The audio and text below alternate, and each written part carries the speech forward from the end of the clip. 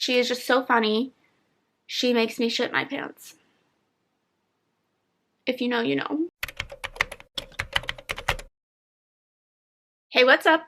I'm Allie, and welcome back to my channel. I know, I don't look like myself. I am trying to be someone else. I'm trying to be my idol, and that is Jordaline Reads. Let me back up a bit. Let's give this video some context in that it is the spooky season, and I recently realized that thrillers just aren't cutting it for me anymore, and I really wanted to try out some horror. And I didn't know where to start because there's so many different subgenres of horror, and horror is very personal as well. Things that scare me aren't necessarily going to be the same things that scare someone else. And so it is a very personal experience as well as to what is horror. I might have to take these glasses off. They're very reflective. I didn't know where to start, and I had done some research on BookTube a few months back, and I came across Jordaline Reads. Jordaline is just like the queen of horror. Also, she has become my comfort booktuber. There's just something about her videos, and I don't know if you haven't already watched any of her videos, you need to go do it ASAP. Even if you don't like horror, you will enjoy her videos because there's something just so inviting and welcoming and cozy about her videos, and I think it's because she spends the first few minutes really giving a compliment to the viewer and just making them feel welcomed, and will just be like, you are a beautiful soul, you're doing great, you're amazing, and then in the next breath will be like, so anyway, his entrails were ripped out. Just so comforting, despite the fact that a lot of times she talks about some really effed up books. And I will say that I think stumbling across her videos is the reason why my interest in horror peaked even more, because on top of that, the way that she describes the books that she is reviewing or even wanting to get around to, the way that she talks about them is so enthusiastic, but it's funny and just really gives you a good idea of what you are getting into within the book. But she makes everything sound so incredibly enticing, and I feel like that is a special gift that I am still trying to master. Anyway, I was interested in horror. The spooky season was coming, so back in September, I asked Jordaline if she would give me some recommendations. Now, she is the MVP here because I provided like no context of what I was looking for, because this is not a genre that I've really read from. Given was that like I'm new to this, basically anything is on the table, and I don't mind gore. Pretty much all I gave her, and I asked for 3 horror recommendations, but then on top of that I asked for 2 manga recommendations, because one of my things at the beginning of the year was that I wanted to get into more manga, and I have felt so incredibly overwhelmed by all the choices, and also the ones that I had tried I really didn't enjoy. So I was like, Jordaline also has a lot of manga. She hauls a lot of manga. I love them. They're very ASMR-esque. Just overall queen. Just amazing. Doing the Lord's work out here. I was like, I would love 2 manga recommendations as well. So the books that she chose for me, and I will also be giving you anything that she has said about these books, that why she picked them and things like that. But the books that were chosen, the 3 horror books, were Camp Slaughter, because gore. Suffer the Children, because some gore, but also was not too horrific. I feel like was a good stepping stone into horror. And then Cold Moon Over Babylon, which I know Michael McDowell is one of her favorite authors, which seems like it has an incredibly spooky atmosphere. Then for the manga recommendations, we had Blood on the Tracks, which is more of a horror manga, but then to break it all up, she also recommended me Living Room. So I got my recommendations. I was excited to get into this, and then I didn't read anything for like 2 weeks because I got off of reading 62 books in September and just needed a break. And then once I was done that break, I read basically all of these in one weekend. If I end up not really liking any of these, I do not think that has anything to do with Jordaline's recommendations themselves, and it's definitely more of me testing the waters to see what I actually like in horror, because again, I gave her absolutely nothing to go off of. But anyway, before we get into this, first of all, I need to tell you something very important. Come here. Come closer. you are a badass. You're a badass. You are doing amazing.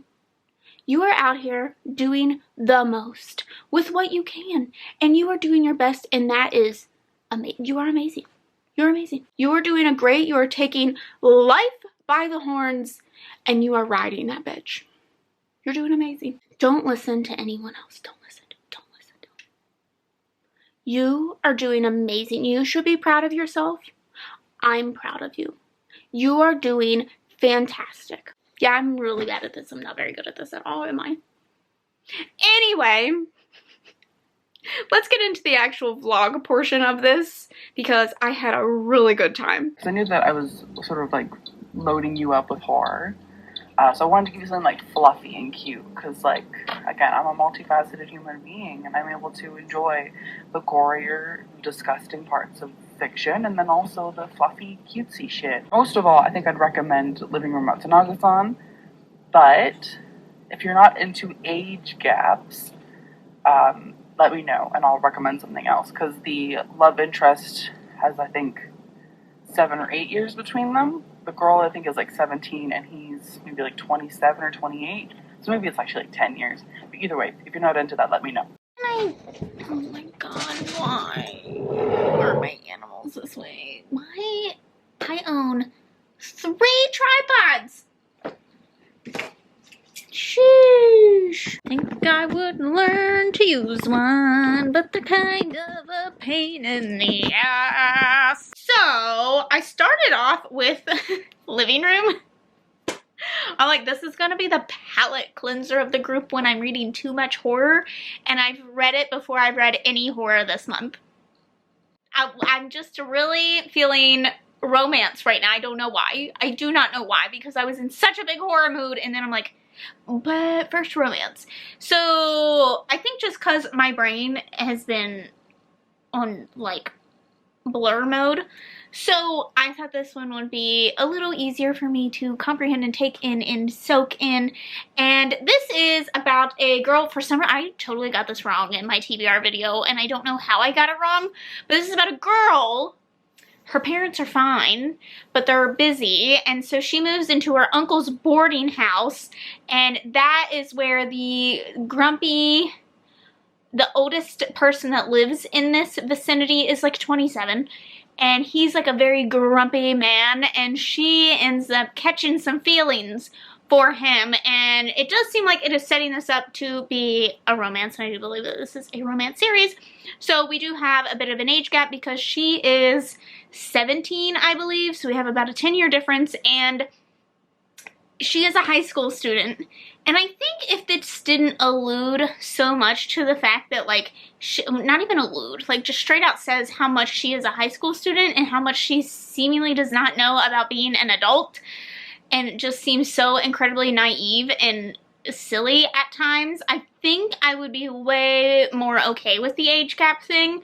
And I did go into this knowing that it was age gap. Jordaline warned me that it was an age gap, and I'm willing to try pretty much anything and everything. I too dated older men in high school. I just think the fact that it kept mentioning the fact that she was in high school was the thing that was rubbing me the wrong way the most. Like, she just kept talking about, like, how much she wished she was an adult and how much she didn't know as an adult and, like, things like that. And so, overall, I enjoy the characters. I will say the art style of this make it seem like this man is just, like, angrily screaming all the time. But I think I could understand, like, what the actual emotion was supposed to be. Upon finishing this, I did order the second one. I enjoyed it enough that I am interested and would like to continue helping each other out and like innocent kind of interactions and just awkward interactions. This one was really cute. It went by pretty quickly, and so I'm giving it a 4 stars, and I do want to see how this continues. So I was a little nervous because most of the manga that I've read so far in my life have not been for me. I think it's just like the writing style and the way the stories are sometimes are a little like campy to me, but I think that this one works. So thank you, Jordaline. Series to binge. I do believe that the next volume that's coming out is the last one too, so can just finish the whole thing. Getting ready to go out of town next week, and I would love to have this video done by then, but I always say that and I never have anything done. So I'm trying to figure out what I want to read next, and I think it's going to be Camp Slaughter tonight, and I'm going to go do some reading sprints over on Twitch. So that is what I'm gonna do, unless I pick up something else. I need to do this. I need to get this video done. I think you should try Camp Slaughter by Sergio Gomez, because I think it's actually going to fit really well into what you were just talking about, how like horror is stigmatized because a lot of the times, or I guess not a lot of the times, but sometimes, a lot of the fucking times, people have to self-publish. Camp Slaughter is self-published, and it's so beautifully written. The prologue of that book is some of the most terrifying shit I've ever read. And it's about a Mexican cannibal. Like, who wouldn't love that?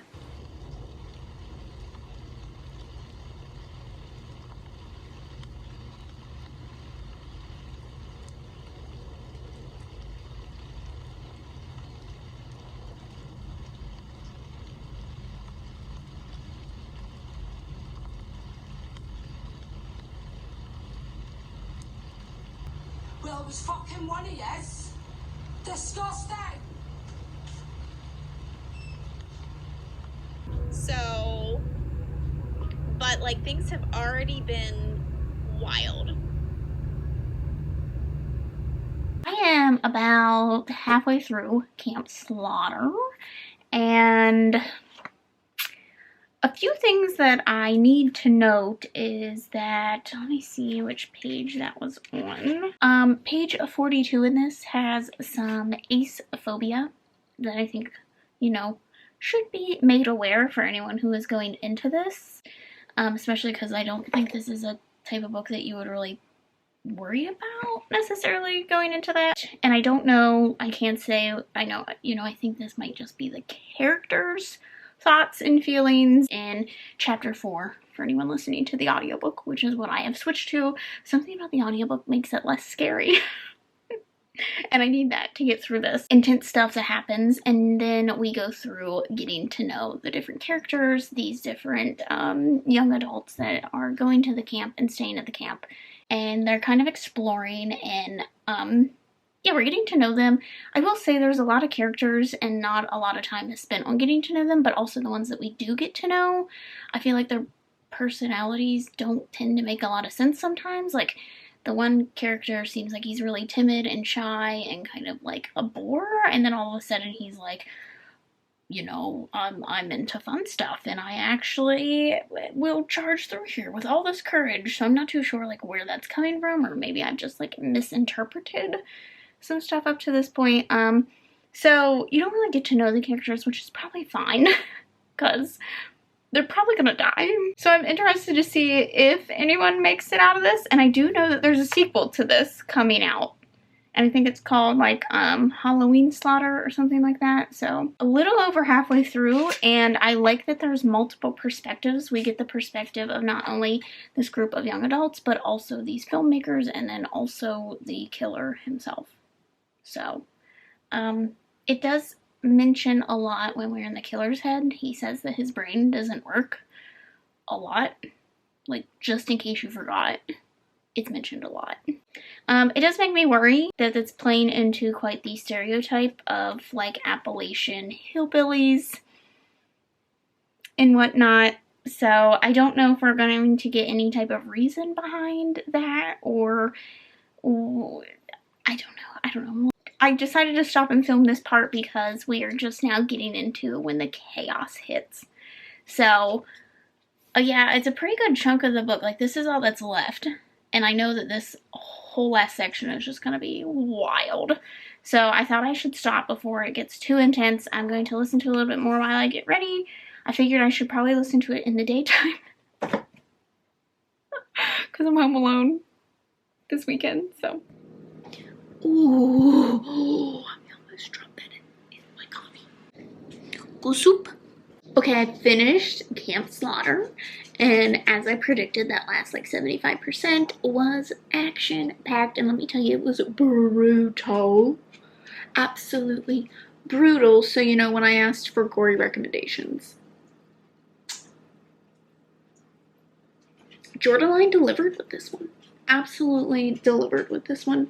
I will say my biggest thing is probably I had no clue who the characters were even by the end. There was only like two that really stuck out to me. They kind of all blended together, but I get like the main point of the story is basically the gore. But I think it would be more effective if, because I mean, a good chunk of the beginning of the book was getting to know some of these characters. Problem was, there was just so many characters that we never got to know most of them. Just like little snippets here and here. But I think it would be even scarier if like we really knew these characters and like really felt for them. Because for the most part, I was just like, oh, okay, whatever. There's like two characters that we really get to know, and I feel like I could feel their terror more than the other ones, if that makes sense. I'm trying to do this without like giving anything away. Just know that it's brutal. I will say the overall story itself is like not incredibly original, and I do think it does play into a little bit of just like the cannibal stereotype in a way, where the cannibal has kind of these like supernatural abilities almost. But there was a really interesting aspect of this that is, I believe, part of like Mexican culture, and with the ghosts and whatnot, and seeing like the dead spirits that I wish we would have gotten more into. There were like snippets here and there, and I'm like, oh, this is fascinating. Like, I want to see more of this.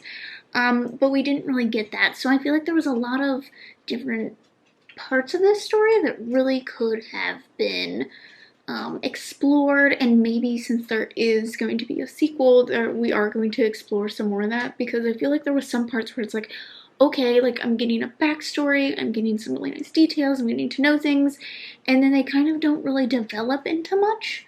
So yeah, I don't know, that's just kind of like what I'm feeling. The overall suspense and like how things go was pretty crazy, and I will say it was written pretty well. I was sitting in like the parking lot at work, and I was like, I don't want to go in because I just want to finish this. Like, I have like 10 minutes left, and I just want to finish it. I don't know what I want to rate it just yet. I might sleep on it. Just because I do know the beginning was a little iffy for me. Yeah, like there was obviously some issues, but I just still think that it was great for the scare factor, its gore, it's enjoyable overall. I mean, as enjoyable as, you know, slaughter can get, but it, you know, it was pretty enjoyable overall. It's a horror novel. It's technically like a vampire horror novel. But the vampires are children, and I love a good creepy kid. So I want to recommend Strange the Children, written by Laini Taylor. Suffer the Children by Craig DeLuey. Pulls you into complacency, and then it traps you, and it doesn't let you get away. Like, made me sit there for like 10 minutes just like staring blankly into the void, unable to comprehend what the fuck I just read. I have just started We Suffer the Children, and it's good so far. I'm not very far in. Okay, I'm a little over an hour into the audiobook. And right now, like, all the children have just died. They've just died. And I'm assuming something's going to happen, because I know that this is about, like, vampires, just based on what Jordaline told me. So I've been going into these not really knowing. Like, I want to know the least amount of information as possible. So the vibes, though, right now are really interesting. Obviously incredibly depressing, but also just like, what the heck is going on? So I'm really intrigued. I'm really excited to keep reading. However, I do think I'm gonna take a break from listening, because I've been listening to most of these, and read Blood on the Tracks. Oh my god. Okay, I might not want to put that on my tongue. Look how steamy it is. I woke up and it was cold this morning. How dare it? How dare it get cold? Also, I have a few other things that I want to do. I have these little macarons that I got. Look how cute they are. I had purple ones too. Excuse me, can you focus on these? But they're so cute. I had some purple ones, but we must have ate all those, but they're, really cute, really adorable. So I'm probably gonna finish eating those with my coffee, and yeah. Obviously, I have to get you to read Blood on the Tracks by Shuzo Oshimi, because it's like the law, basically. Like, it's literally required reading. Shuzo Oshimi is daddy, and there's nothing else to it. Honestly, also, I feel like it's such a good entering point for anyone who's interested in manga or getting more interested in manga, because his work is so easy to read, and it's very beautiful, it's very immersive, and super easy to read. The only thing is you probably want to buy more than one volume because you're going to want to binge it.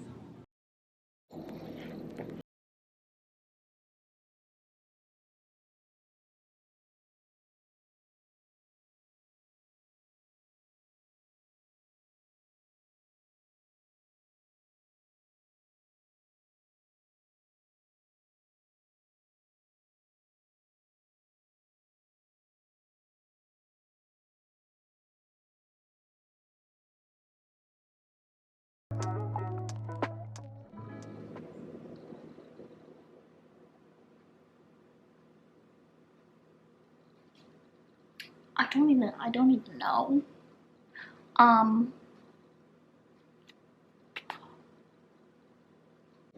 This was like the quickest read ever because a lot of it is just like huffing and puffing and then images. There's not a whole lot of dialogue really happening here, but it still conveys things.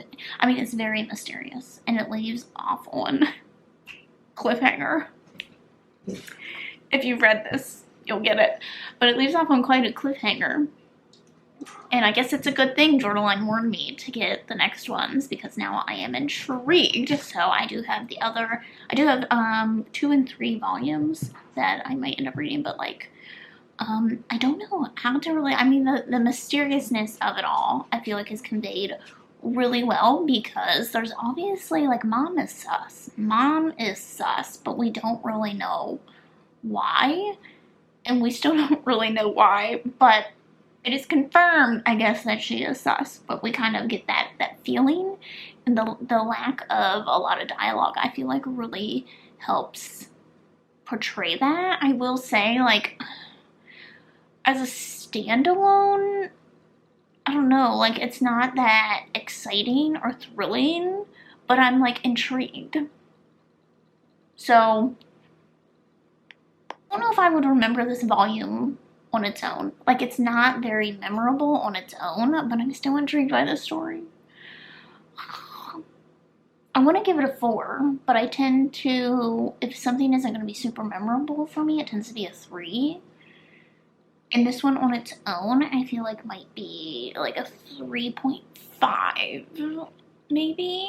But I do plan on reading the next 2 volumes, hopefully, and seeing, you know, if the story becomes, I mean, the story's already pretty intriguing. It's just like there's so little in this to go off of. So I am halfway through Suffer the Children. When I started it, I was like, oh my god, this is intriguing, because all the kids die. And you're like, what the fuck is happening?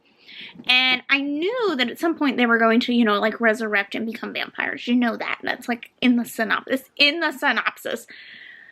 I wasn't expecting it to take so long to happen, but I guess we're building up because, you know, there is the grief of the parents and having to go through that changing process, and we're following essentially like 3 different families.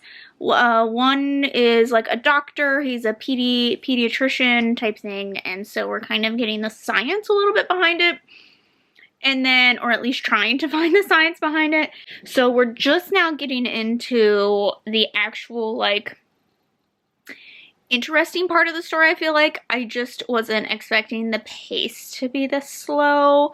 It is really taking some time. Like, it is taking its time to delve into this. I feel like it's going to get spookier now, because I'm sure as people are figuring out that their children are essentially vampires, all chaos is gonna break loose, because it's genius, because these parents have felt what it's like to lose their child. This is the genius part, because I feel like if their child just changed, it wouldn't be as impactful. But since they all know what it's like to lose their child, now that their child is going to have some interesting demands to stay alive, I feel like those parents are going to go through whatever the fuck they can to keep those kids around. So I think that that was a pretty genius move, because I don't think it would have been as impactful if that part of the story hadn't been included. But I am a little disappointed in the pacing right now, because I'm not even sure I'm even halfway through it yet, and I just was expecting more to have happened. Like, I wouldn't expect us to get to halfway before, like, anything actually happens. I mean, that there will be a really great, like, climax here happening, but right now I'm just like, okay, yeah, look, come on, get to it. I know, like, I already knew this was gonna happen, so come on, keep it going. So, and so far I don't really find any of the characters super likable, to be honest. I don't know what it is about them. I just don't find them super likable. So I probably will not be finishing that tonight. I'm actually getting ready to watch Scream for the first time ever, and it's probably going to be the only horror movie I watch all month, because we're already over halfway through the month, and I've watched nothing that I said I was going to watch. I've also decided that I am a much bigger wimp than I originally, like, I went into this month and I'm like, yeah, I'm feeling it. I'm not a wimp anymore. Like, I can do stuff. I'm a strong, independent woman. And then I read One Scary Thing and was like, I'm scared. Someone help. Someone help me.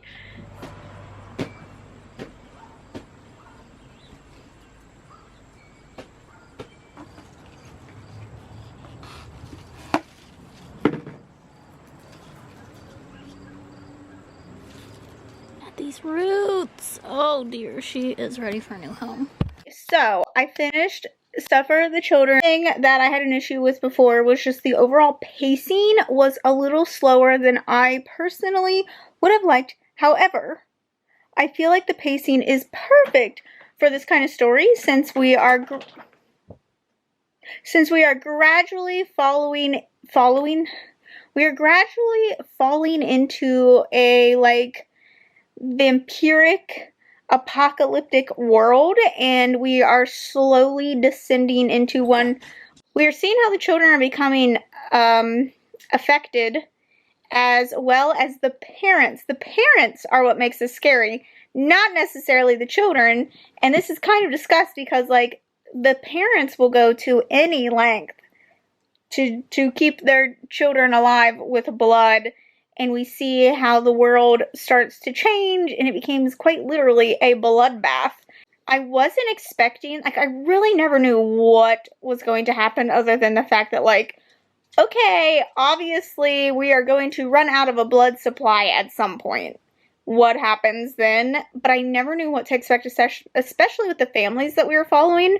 But I thought the ending of this was such an intense and just, like, moment at that, and then the very end, like the last chapter on top of that, I was like, oh damn, how the tables have turned. Terrifying to see the lengths of which humanity would go. And I do think there's probably a few things that you could dissect out of this, a bunch of different meanings, survival of the fittest, and how humanity goes down to their basic instincts when it comes to saving their young and, like, things like that. I'm sure there's a lot of different things we could get into. We could get into, like, consumerism. There's also talk of basically how, like, bad cops start to rule the world, and also how Inmates are kind of used to make society better, but they, you know, suffer for it, and like things like that. Like it's on them. There's a lot of different things that you could take from this, and I never really knew what to expect. And I thought it was really well written. I thought it was an incredibly original take on vampirism, even though that seems like it's the overall highlight of the story. I feel like it's really not. At the end of it, it's just about like collapsing society and parenthood. Ooh, I think I'm gonna give it a 4.5. The only thing, like, I was really excited. I mean, I flew through this within like a day. Not what I personally wanted from a vampire story. Last night, I end up reading Blood on the Tracks Volume 2 and Blood on the Tracks Volume 3 to see if I could get like a better understanding of what the story is actually about, and it's not really that much clearer for me, to be honest. I will say this is like the most productive reading I've ever done in my life. This has all been going over, taking place within like a 3-day span. I'm gonna finish the last book today. Don't let her size fool ya. She got tiny writing, but I'm gonna listen to this. I have a road trip and a flight today. So, and I have like a 4-hour layover, so I have a lot of downtime, so this is definitely getting finished. But on top of that, I've finished other things. I finished like 4 other books that aren't even part of this video during this time. What's going on? What is happening? So for the last horror book, I'm going to recommend Cold Moon Over Babylon by Michael McDowell. Because I have to recommend something by Daddy Michael. And Cold Moon Over Babylon is, I think, one of his like best books. It's about a ghost who's getting revenge. Who doesn't want that?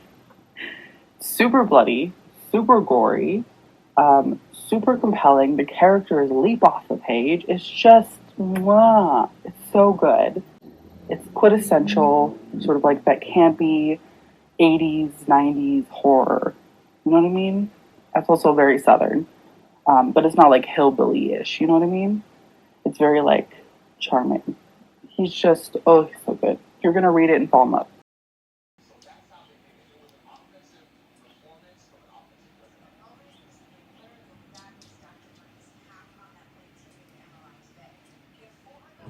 I do feel like this is probably the worst time ever to try to update you all, because I'm in like the busiest part of my drive right now, and like oh my god, when I talk my earbuds fall out.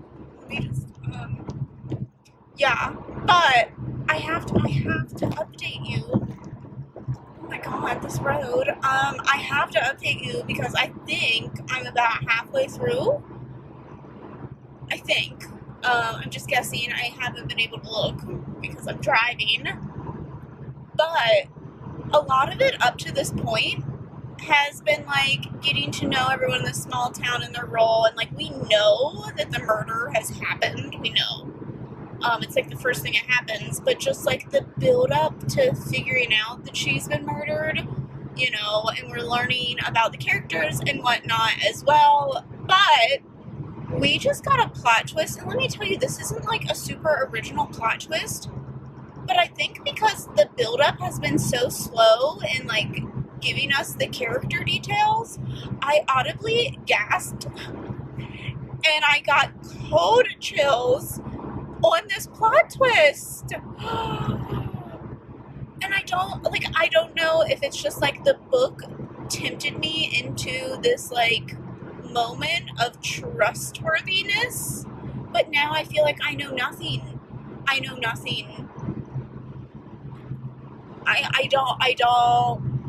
like the book was right now, it's just kind of like meh, and then that hit and I'm like, oh my god, now I have to know, because like up to this point I feel like it's been like, oh god, it's been such a slow build up.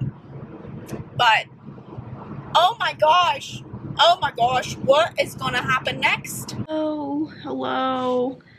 I made it to my hotel room after traveling for 17 hours yesterday.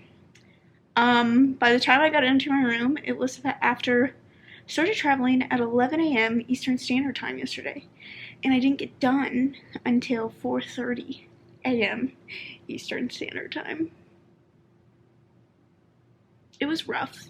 I was awake for almost 24 hours. I feel very out of the loop right now. I meant to update you all when I got to my room last night, but of course it was so late. I was so tired. I'm like, I'm not even gonna be coherent.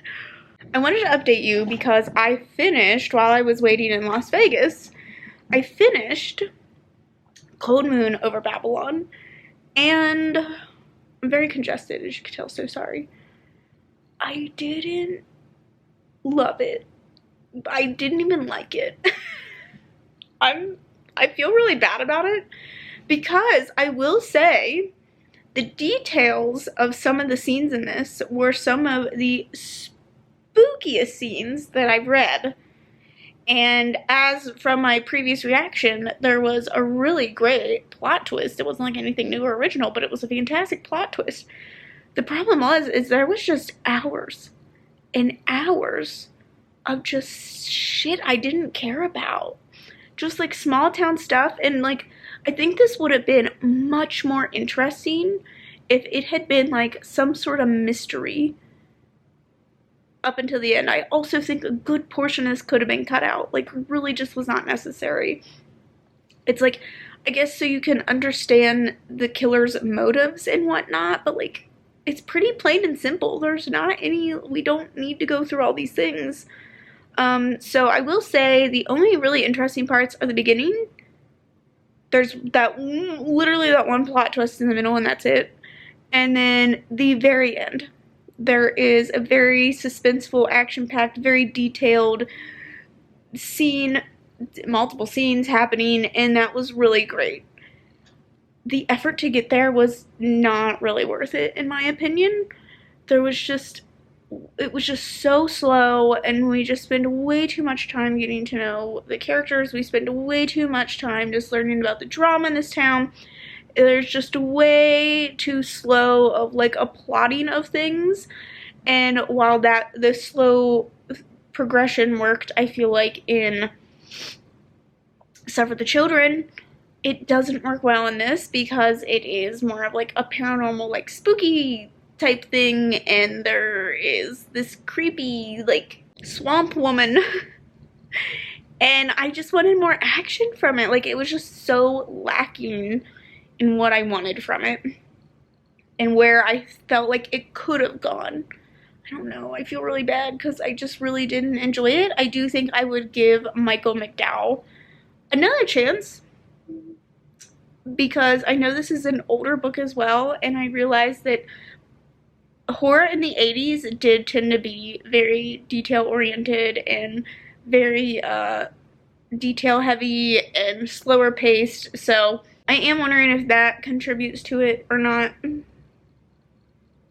I'm just looking, I don't know, I just want something a little quicker, I think, from my horror.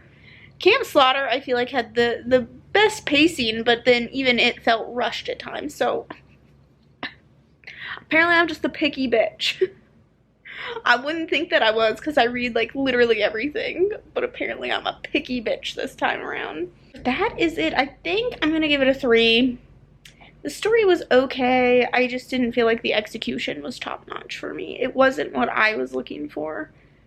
And I can see why a lot of people would enjoy this story. I think that this would be a really fantastic movie, for all I know it might be. That was the last book. That was the last one.